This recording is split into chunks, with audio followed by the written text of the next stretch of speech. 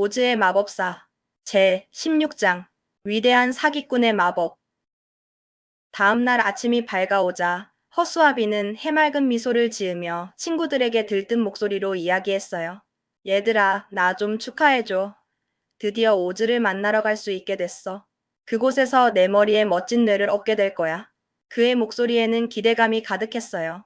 이제 돌아오면 나도 다른 똑똑한 친구들처럼 될 수 있을 거야. 지혜와 현명함을 갖춘 허수아비가 되는 거지. 도로시는 그런 허수아비를 따뜻한 눈빛으로 바라보며 조용하지만 진심 어린 목소리로 말했어요. 나는 지금 모습 그대로의 내가 항상 좋았는데 너의 순수함과 선량함이 정말 좋았어. 허수아비는 도로시의 말에 따뜻한 미소를 지으며 대답했어요. 내가 좋다고 말해주니 정말 고맙고 친절하구나. 그는 잠시 생각에 잠겼다가 다시 미소 지으며 덧붙였어요. 하지만 말이야, 내 새머리가 만들어낼 훌륭하고 멋진 생각들을 들으면 분명 지금보다 나를 더 높이 평가하게 될 거야. 세상을 더 깊이 이해하고 더 나은 결정을 내릴 수 있는 허수아비가 될 테니까. 그는 활기찬 목소리로 모두에게 작별 인사를 건네고 희망에 찬 발걸음으로 왕자의 방을 향해 천천히 걸어갔어요. 방문 앞에 도착한 허수아비는 설레는 마음으로 작은 손을 들어 조심스럽게 문을 두드렸죠. 들어오시오. 오즈의 목소리가 방 안에서부터 또렷하게 들려왔어요.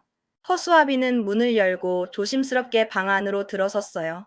그곳에는 창가에 앉아 깊은 생각에 잠겨있는 작은 남자가 보였죠.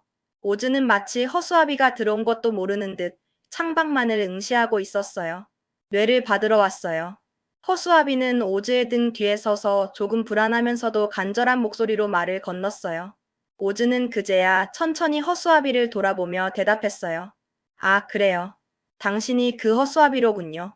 그는 손짓으로 허수아비를 불렀어요. 이리 와서 저기 편안한 의자에 앉아요. 오즈는 허수아비에게 친절하게 말했어요. 당신의 머리를 잠시 떼어내야겠어요. 그래야 뇌를 그 자리에 완벽하게 넣을 수 있거든요. 아주 정교한 작업이 될 거예요. 허수아비는 조금도 망설이지 않고 고개를 끄덕이며 말했어요. 괜찮아요. 내 머리를 잠시 떼어내셔도 좋아요. 다시 붙일 때 지금보다 훨씬 더 지혜롭고 멋진 머리가 된다면요. 그러면 더 이상 쓸모없는 허수아비가 아니겠죠. 그러자 마법사 오즈는 허수아비의 머리를 조심스럽게 몸에서 분리하고 그 안에 꽉 차 있던 짚을 모두 깨끗하게 꺼냈어요. 그리고 뒷방으로 향하더니 한참 후에 겨 한 대를 가지고 다시 돌아왔어요. 그는 그 겨에 수많은 바늘과 핀을 조심스럽게 섞기 시작했어요. 오즈는 그것들을 충분히 흔들어서 고르게 섞은 다음 그 독특한 혼합물을 허수아비의 머리 윗부분에 가득 채워 넣었어요. 남은 공간은 다시 짚으로 꼼꼼하게 메워서 단단히 고정시켰답니다. 그가 허수아비의 머리를 다시 몸에 꼼꼼하고 완벽하게 붙여주자 오즈는 만족스러운 미소를 지으며 말했어요. 이제부터 당신은 정말 위대한 사람이 될 겁니다. 내가 아주 많은 새로운 브렛마이너스 뇌를 넣어주었으니 말이죠.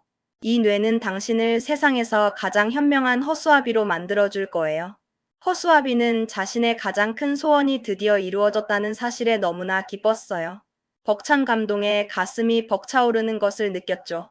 그는 자신이 자랑스러워 어쩔 줄 몰라 했고 금방이라도 세상을 다 아는 듯한 표정을 지었어요. 그는 오즈에게 진심으로 감사하다는 인사를 몇 번이고 거듭 전하고 서둘러 친구들에게로 돌아갔어요. 도로시는 호기심 가득한 눈빛으로 허수아비를 위아래로 자세히 살펴보았어요. 그의 머리 윗부분은 새로운 뇌 때문에 전보다 훨씬 더 불룩하게 솟아 있었죠. 마치 지혜가 가득 차 있는 것처럼 보였어요. 기분이 어때요? 정말 똑똑해진 것 같아요? 도로시가 조심스럽게 물었어요. 허수아비는 아주 진지하고 위험 있는 목소리로 대답했어요. 매우 현명해진 기분이에요. 마치 머릿속이 새로운 지식으로 가득 찬 것 같아요. 그는 잠시 눈을 감고 생각하더니 말을 이었어요. 이 뇌에 익숙해지기만 한다면 저는 세상의 모든 것을 알게 될 거예요. 제가 알고 싶었던 모든 질문에 대한 답을 찾을 수 있을 거예요. 그때 양철 나무꾼이 고개를 갸웃거리며 허수아비의 머리를 자세히 살펴보더니 물었어요. 그런데 왜 머리에 바늘과 핀이 삐죽삐죽 튀어나와 있는 거죠? 왠지 모르게 좀 위험해 보이기도 하고요. 사자는 그 말을 듣고 키득거리며 재치 있게 말했어요. 그건 그가 날카롭다는 증거지. 이제 우리 허수아비는 생각도 날카롭고 외모도 날카로워진 거야. 모두들 사자의 농담에 한바탕 크게 웃었답니다. 허수아비도 뿌듯한 표정으로 웃었어요. 이제 나는 오즈에게 가서 내 심장을 받아야겠어. 양철 나무꾼이 결심에 찬 목소리로 말했어요. 그의 얼굴에는 기대감이 스쳐 지나갔죠. 그는 왕자의 방을 향해 천천히 하지만 단호한 발걸음으로 걸어갔어요. 문 앞에 도착한 그는 조심스럽게 문을 두드렸죠. 들어오시오. 오즈의 목소리가 방 안에서부터 힘차게 들려왔어요. 양철 나무꾼은 방 안으로 들어가서 오즈에게 진심을 담아 말했어요. 심장을 받으러 왔습니다. 저에게도 따뜻하고 사랑스러운 심장을 주실 수 있으신가요? 좋아요. 드디어 당신 차례로군요. 작은 남자 오즈가 부드럽게 대답했어요. 그런데 당신의 가슴에 구멍을 내야 심장을 올바른 자리에 아주 정교하게 넣을 수 있어요. 아마 조금은 삐걱거릴 수도 있겠지만 부디 아프지 않기를 바랍니다. 양철 나무꾼은 조금도 망설이지 않고 오히려 침착한 목소리로 말했어요. 전혀요. 저는 아무것도 느끼지 못할 거예요. 아픔도 슬픔도 느끼지 못할 테니 걱정하지 마세요. 그래서 오즈는 양철공의 가위를 가져와 양철 나무꾼의 왼쪽 가슴에 작고 네모난 구멍을 아주 조심스럽게 냈어요. 그리고 서랍장을 열고 그 안에서 가장 아름답고 빛나는 심장을 하나 꺼냈죠. 그 심장은 전부 섬세한 비단으로 만들어졌고 안은 부드러운 톱밥으로 가득 채워져 있었어요. 마치 예술 작품 같았죠. 아름답지 않나요? 제가 특별히 공들여 만든 심장이랍니다. 오즈가 자랑스럽게 물었어요. 정말 아름답군요. 이렇게 아름다운 것을 본 적이 없어요. 양철 나무꾼은 너무나 기뻐하며 감격스러운 목소리로 대답했어요. 하지만 그것이 착한 심장인가요? 정말로 사랑을 느낄 수 있는 심장인가요? 물론이죠. 제가 만든 심장은 모두 따뜻하고 착한 심장이랍니다. 오즈가 고개를 끄덕이며 확신에 찬 목소리로 말했어요. 그는 그 비단 심장을 양철 나무꾼의 가슴 구멍에 조심스럽게 넣었어요. 그리고 잘라냈던 양철 조각을 제자리에 맞춰 숙련된 솜씨로 깔끔하게 납땜해서 붙였답니다. 됐습니다. 이제 모든 작업이 완벽하게 끝났어요. 오즈가 만족스러운 미소를 지으며 말했어요. 이제 당신은 누구나 자랑스러워할 만한 따뜻하고 아름다운 심장을 가지게 되었어요. 가슴에 덧댐이 생겨서 조금 미안하지만 그건 어쩔 수 없는 일이었답니다. 당신의 새로운 심장을 위한 것이었으니까요. 그 덧댐은 전혀 상관없어요. 행복에 겨운 양철 나무꾼이 두 팔을 벌리고 외쳤어요. 진심으로 감사드려요, 오즈님. 당신의 친절과 은혜를 저는 평생 잊지 않을 거예요. 이제 저도 사랑을 할 수 있게 되었어요. 그런 얘기는 하지 말아요. 그건 제가 할 일이었을 뿐이니까요. 오즈가 부드럽게 대답했어요. 그러자 양철 나무꾼은 기쁜 마음으로 친구들에게 돌아가 자신의 행운을 자랑스럽게 이야기했고 그들은 모두 진심으로 축하해 주었어요. 모두의 얼굴에 미소가 가득했죠. 이제 사자의 차례가 되었어요. 그는 왕자의 방을 향해 천천히 하지만 결심에 찬 발걸음으로 걸어갔어요. 문 앞에 도착한 사자는 크게 심호흡을 하고 조심스럽게 문을 두드렸죠. 들어오시오. 오즈의 목소리가 방 안에서부터 쩌렁쩌렁하게 들려왔어요. 용기를 받으러 왔습니다. 저에게도 진정한 용기를 주실 수 있나요? 사자가 방 안으로 들어서며 조금 긴장한 하지만 단호한 목소리로 말했어요. 좋아요. 드디어 사자님 차례로군요. 작은 남자 오즈가 부드럽게 대답했어요. 걱정 마세요.